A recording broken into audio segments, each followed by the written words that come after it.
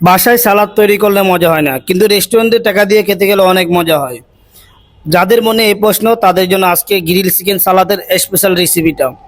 ফার্স্টে আমি কিছু ক্যাপসিকাম, টমেটো, পেঁয়াজ জুলিয়েন কাট করে নিয়ে নিয়েছি। তার মধ্যে আমি এখানে টিক্কা চিকেন মাঝখান দিয়ে স্লাইস করে নিয়ে নিয়েছি। চিকেন টিক্কা কীভাবে তৈরি করবেন সেটা রেসিপি আমার পেজে দেওয়া আছে, ওখান থেকে আপনারা দেখে নিতে পারেন। এখন দিয়ে দিচ্ছি লেবুর রস। লেবুর রস একটু সালাতে বেশি দিবেন হালকা, তাহলে সালাদটা খেতে ভালো লাগবে। এখন আমি এখানে চিলি সস দিয়ে দিচ্ছি। আপনারা যে কোনো ব্র্যান্ডের চিলি সস ভালো কোম্পানি ইউজ করতে পারেন। স্বাদ মতো কাঁচামরিচ, একটু ধনিয়া পাতা। এখন একটু দিয়ে দিচ্ছি চিকেন পাউডার।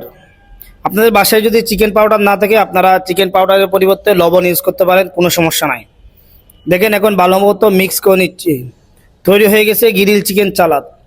বাসায় অবশ্যই ট্রাই করবেন, একেবারে সহজ পদ্ধতিতে আপনাদেরকে রেসিপিটা শেয়ার করা হয়েছে। রেসিপি ভালো লাগলে অবশ্যই আমার পেজটা ফলো দিয়ে সাথে থাকবেন। আর আমার রেসিপিগুলো কেমন হয় অবশ্যই কমেন্টস করে জানাবেন। আজকে এই পর্যন্ত, দেখা হবে অন্য কোনো রেসিপি নিয়ে।